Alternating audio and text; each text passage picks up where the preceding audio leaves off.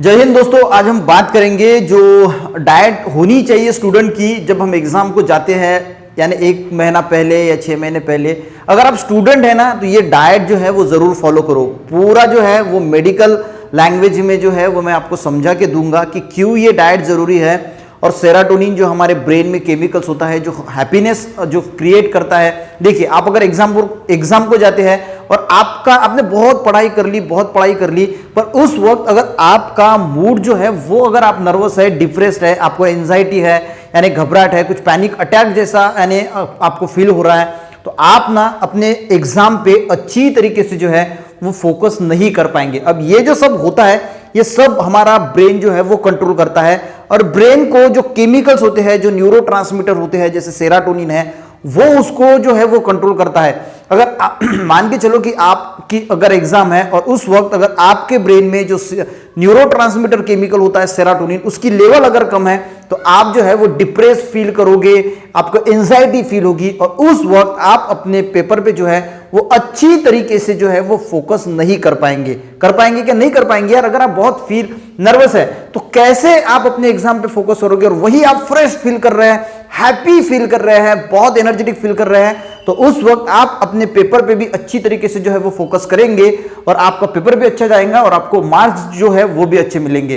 तो पूरा जो कंसेप्ट होता है सबसे पहले हम वो समझ लेते हैं कि हमारा ब्रेन जो है वो किस तरह काम करता है, और फिर जो है वो हम समझेंगे कि क्या डाइट अगर हम एग्जाम के टाइम से अगर लेते हैं या कंटिन्यू भी अगर आप स्टूडेंट है तो ये डाइट अगर आप अपने डाइट में यूज करते हैं, ये फूड जो है वो यूज करते हैं, तो आपको किस प्रकार से हेल्प हो सकती है कि आप जो है वो अच्छी तरीके से आपका पेपर जो है वो जा सकता है। देखिए, अब ये जो डिप्रेशन है, ओसीडी है, ओसीडी को हम ऑब्सेसिव कंपल्सिव डिसऑर्डर कहते हैं, जिसमें वही थॉट जो है वो बार बार रिपीट आते हैं।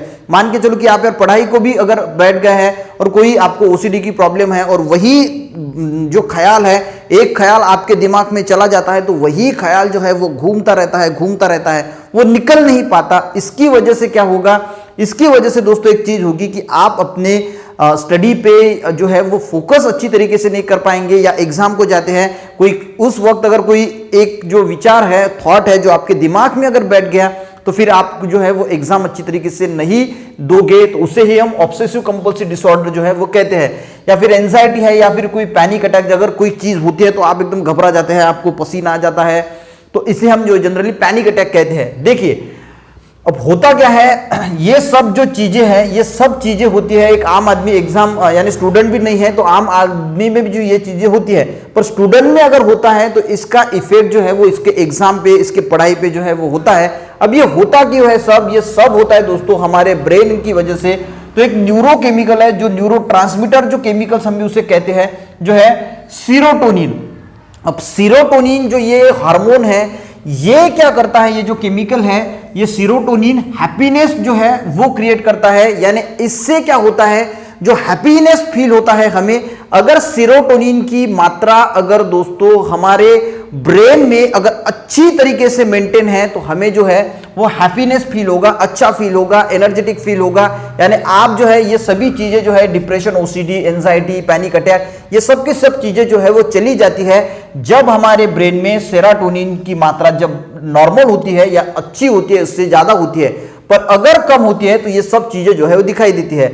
अगर कोई मानसोपचार तज्ञ है, साइकोथेरेपिस्ट है, तो वो उसके पास अगर कोई ये वाली चीजें लेके जाता है तो वो उसको जो ड्रग दी जाती है वो SSRI कैटेगरी होती है, यानी सिलेक्टिव सेरोटोनिन रीअपटेक इनहिबिटर।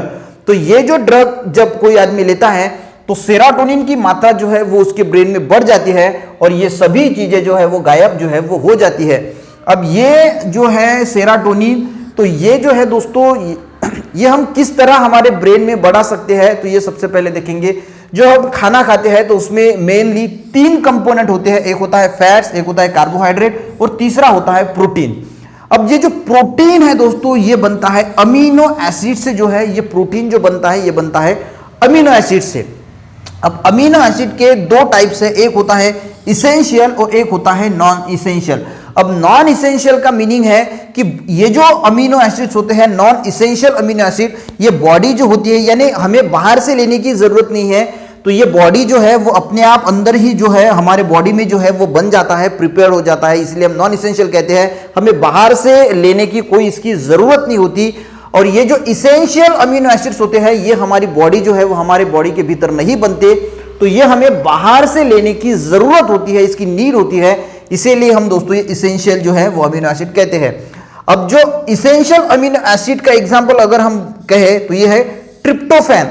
अब ये जो अमीनो एसिड है ट्रिप्टोफैन, ये इसेंशियल अमीनो एसिड है, यानी हमारे बॉडी में जो है वो अमीनो एसिड नहीं बनता, हमें बाहर से इसे लेने की जरूरत होती है।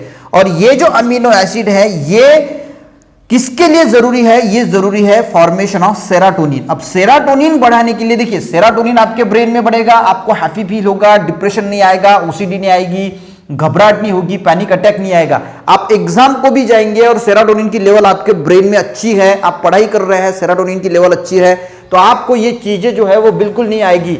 अब सेरोटोनिन ब्रेन में अच्छी तरीके से होने के लिए आपके बॉडी में ट्रिप्टोफैन अमीनो एसिड जो है वो होना जरूरी है। अब ट्रिप्टोफैन जो है वो कहां से मिलता है वो देख लेते हैं।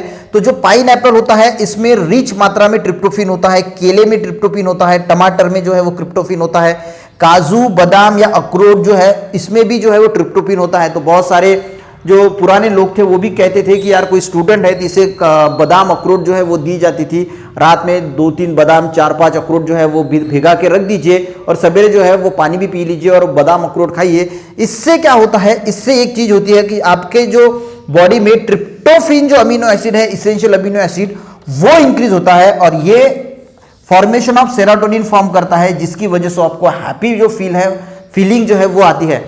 हर आदमी ये कर सकता है, ऐसा नहीं कि स्टूडेंट को ही ये लाभदायक है, तो हर इंसान जो इस बीमारी से भी पीड़ित है वो भी कर सकता है। पर स्टूडेंट के लिए यार ज्यादा फोकस की जरूरत होती है, ज्यादा मेहनत, दिमाग की ज्यादा जरूरत होती है, ब्रेन जो है ज्यादा इस्तेमाल करना पड़ता है, क्योंकि वो पढ़ाई करते हैं।